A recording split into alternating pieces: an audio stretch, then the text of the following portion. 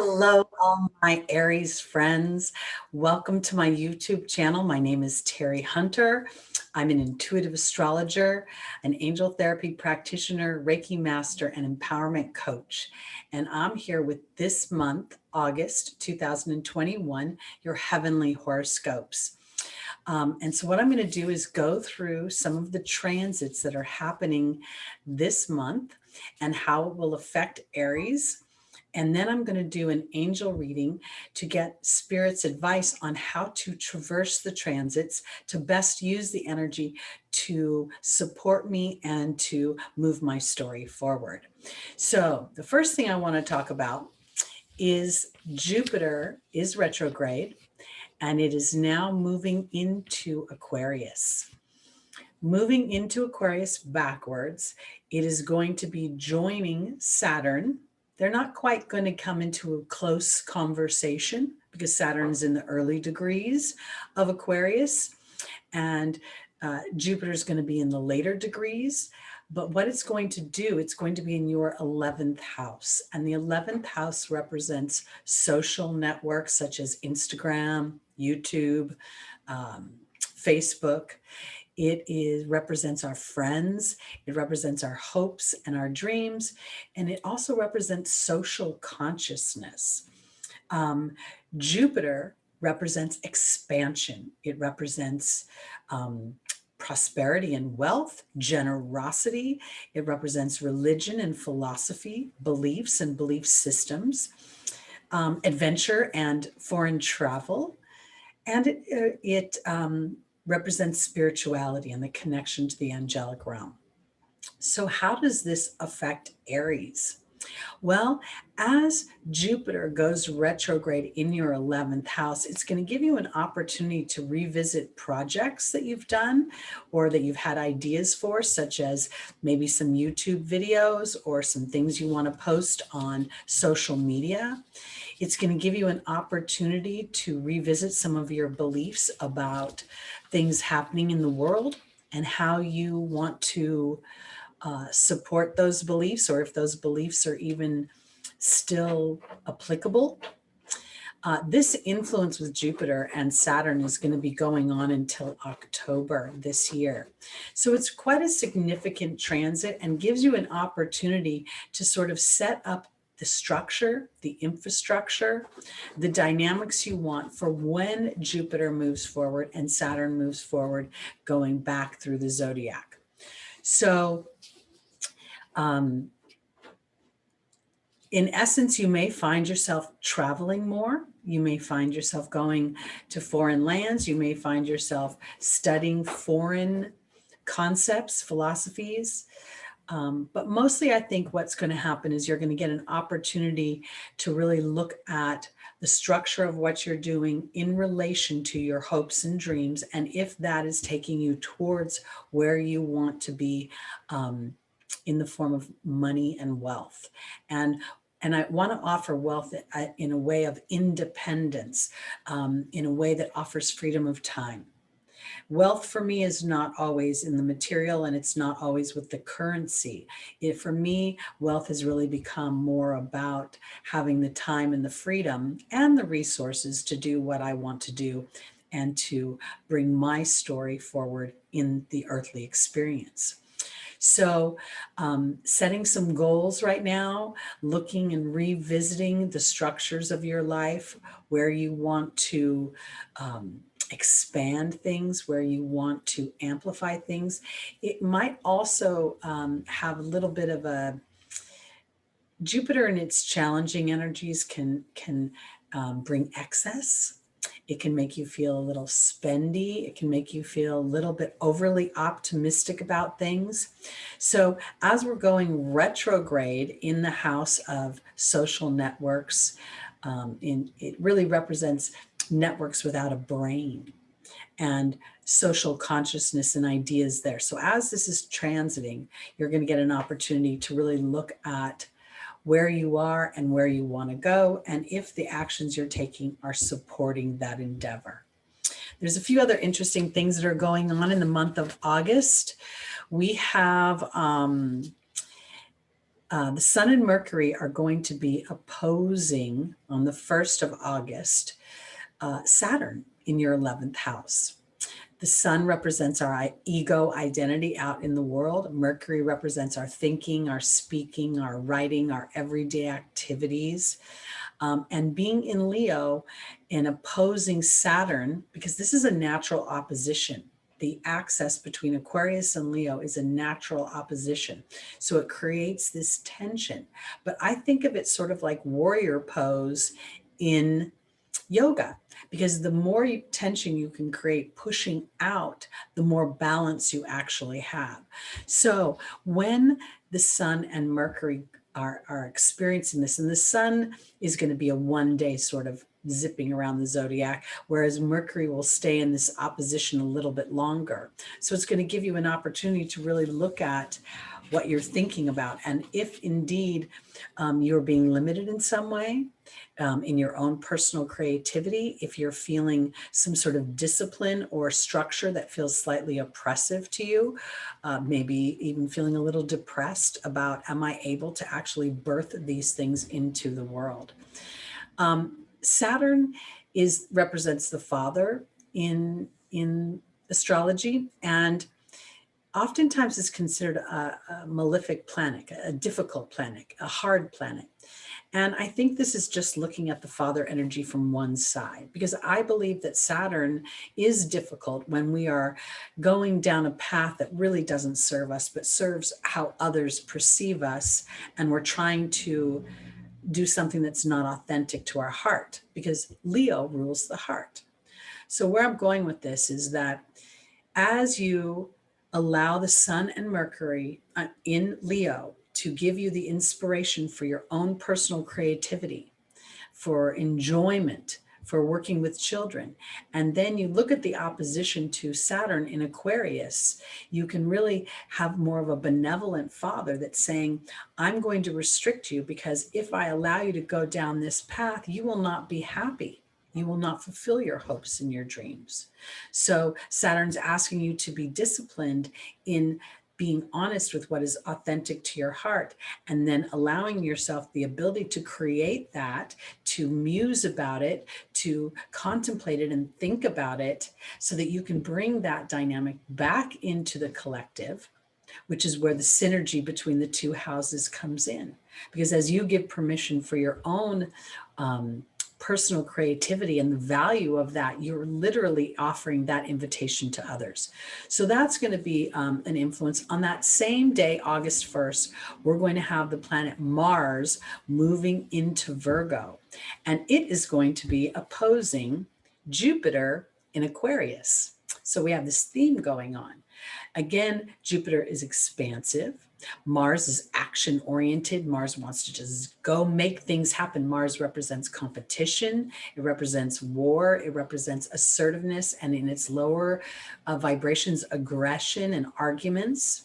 So here we have this dynamic of, again, this warrior pose going on for Aries in your 6th house of work, and now the very edge of your 11th house. So it's still sort of on the cusp of the 12th house, which is why we're getting this opposition. So you may feel a burst of energy for work. You may find some of your beliefs about your job are in opposition to the collective in your work, and you're going to have to find a way to be diplomatic and work through that. This is going to be an influence that lasts a few days. Mars is going to slowly move past this opposition, but it is going to give a burst of energy, and it may even give you a burst of feeling very confident about what you're doing and about what you're birthing in your work environment. The 6th house also represents our health. So you may find information, you may go into foreign realms of thought and belief about your health, and then in doing so, get very intentional about implementing those things in your everyday life. An example is I have learned that dairy no longer resonates with my body. The more I take a spiritual path, the more I'm doing readings, the more my body doesn't tolerate any sort of GMO energy, anything that's been modified and is not natural. And a lot of our dairy is a little bit out of balance in the United States, my personal opinion. So I have stopped doing dairy and started implementing other things that have improved my health. So I'm excited about that dynamic. Okay, so then we have on the 8th of August, we have a new moon in Leo. The new moon always represents an opportunity for beginnings.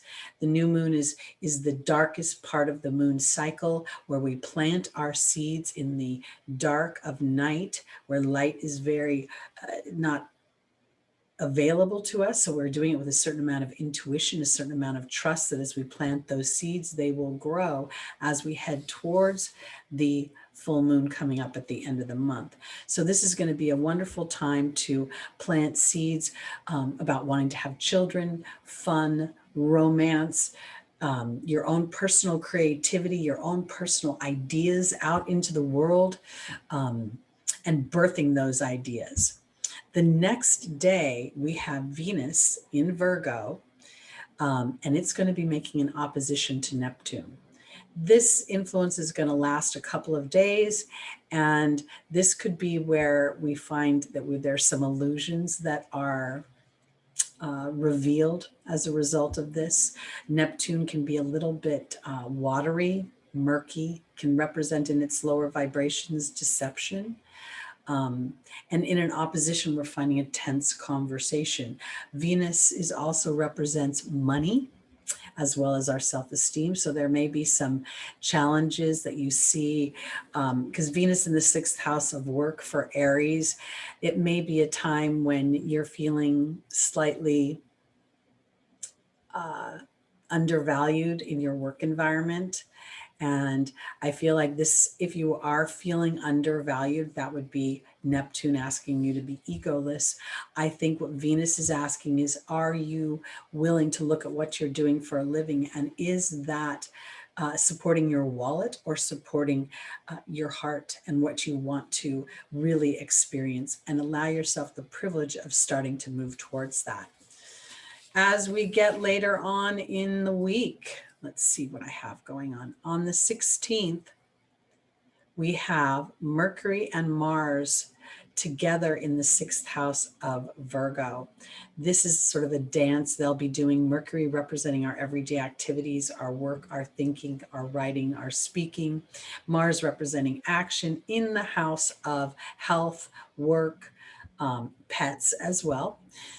So this is going to feel like an energy that could be potentially argumentative. You could find squabbles in your workplace as people may have differing viewpoints and feel a certain impatience about other people's viewpoints. So you may want to save any challenging conversations at work for later on in the month. This is going to they're going to be exact, I believe, on the 16th to around the 18th, give or take a day or two. And at that same time, Venus is going to move into Libra. So when Venus moves into Libra, it's going to be in its natural sign. And there could be feelings of really wanting to be seen by your work environment and valued, Venus representing our self-worth.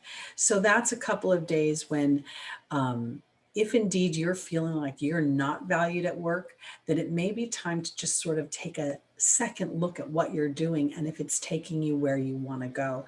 And rather than, kind of getting angry and quitting your job or quitting your health regime, giving yourself an opportunity to slowly work towards the idea of integrating this first within your emotional body, and then spirit will inspire outer world actions that complement that.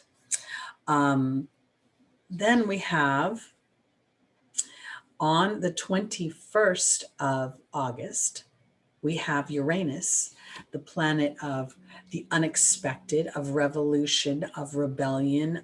It co-rules Aquarius with Saturn. It rules technology, resources, science, logic, in many ways. And of course, it rules the collective. It is going to be in a positive aspect, a trine aspect with Mars in the 6th house. This again is a couple day influence. And I think what it's going to do is make people really wanting to take actions in a philanthropic way, to start to focus in on making the world a better place, and at the very minimum, making your personal world a better place. Taurus rules self-worth again in our 2nd house. It rules our money. And with Uranus transiting there, there is the potential that something out of the ordinary could happen in the way of with the few days before, we're seeing Venus moving into Libra, Mercury and Mars having a conversation, and maybe you end up having a conversation with your employer and they show their value. They say, I want you to know that I value you. And money may not be something they can give you, but maybe time, maybe stock options, maybe, other things. So open up to that idea. On the 22nd, we have what's called a blue moon. It is going to be the 2nd full moon in Aquarius.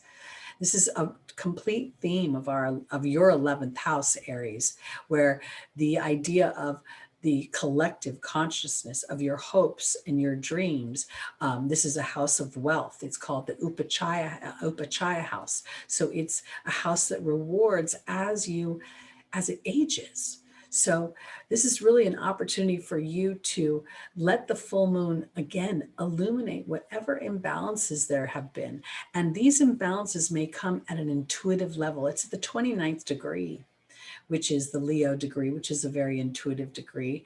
And I feel like rather than looking at this through a critical eye, you're going to want to look at it as an opportunity to see the deeper truth, which is what Mars represents and Aries represents: courage, pioneering spirit, fortitude to go out in and do what needs to be done. A little bit like Saturn in that way, but with a lot more knee-jerk reactions to things, moving very quickly. So on this full blue moon in Aquarius on the 22nd, I think this is an opportunity to really reevaluate how this month is played out, and offering you an opportunity to use Jupiter's influence in your 11th house, along with Saturn implementing new structures. And rather than limiting structures, opening an opportunity to move into a lane that feels like it's more, I feel like it's like the Olympics, if you're going to get over your hurdles, you want to get a gold medal for it. So that's where I'm going with that. And then we have Virgo season beginning on the 22nd and 23rd. And on the 24th, we have Mercury in Virgo, again, opposing Neptune. Murky communications towards the end of the month. And in some respects, there could be a little bit of, on the Mercury side, feeling a little bit critical of the murkiness, a little impatient with it. Pisces represents the dream world. It represents bedrooms where we sleep, where we rest, where we retreat. And there may be this feeling with Mercury is like, I want to move along. Let's get past this dreamy dynamic and get down to something practical. So again, your awareness of this, Aries, will help you use these energies to your advantage. And then finally, on the 30th, the last day of the month, Mercury will move into Libra, and we'll find conversations becoming much more diplomatic, much more easy, much more harmonious. Our everyday life might feel a little bit more joyful as well. So now let's do your angel reading for traversing the transits. For the month of August, we have the Hermit, retreat and rest. And recharge, it says. I want to offer this because the theme of this month has a lot to do with Mercury. And I think the opportunity for Aries to go into a deeper reflection and meditation. I can't help but see the red stripe on the third eye of this shaman. And what he's doing is really asking himself through his spiritual connection, what is most important in his base chakra. So here we have all this activity happening in the house of work. We have it also, this happening in the house of revolution. Your 11th house, Jupiter is in. It offers you liberation from where you have been restrained if you're willing to go in, rest, and recharge from the noise in your life so that you can hear a deeper truth. We have in the foundational position for Aries, we have Chantal, the angel of romance, and we have the joy card in the foundational position. We are in Leo season right now, and Leo represents romance. So this is very exciting. And Leo and Aries are both fire signs. And I think of them as Leo being the sun, the king, and Aries being the general that works in coordination with the king. So in our opportunity, our obstacle, we have the movement card and Indriel, the angel Indriel, saying that you're a light worker and allowing you to shine your light. In the angel's advice, we have Archangel Michael, not only offering protection, but asking us to have courage to be independent in our thought and to have healthy boundaries within our life and our relationships. And in the final position, we have the love card and we have Francesca. I want to say this for my Aries. This is a real opportunity for you to cut through the murk this month, to find at a deeper level what brings you joy and what makes you feel loved. This is not just in your work environment, but also in your partnerships. And I feel like Spirit is saying, Chantal is saying there's a new relationship being offered, either the resurgence of an existing relationship becoming more joyful, or a new person coming in that is going to bring joy. But also your opportunity is to be a pioneer, to be courageous in your love life, and to know that Mars is not just all aggression and warrior. It's not all just competition and arguments. It's this sort of bravery that says, I'm willing to go where no man has gone before. And as you allow for that, take off the edge. You stop seeing the critical part of yourself and start getting excited about who you are. And then you can tone down those more jagged edges, because Archangel Michael is asking you to embrace your independence. That's exactly what Aries is. Can go alone.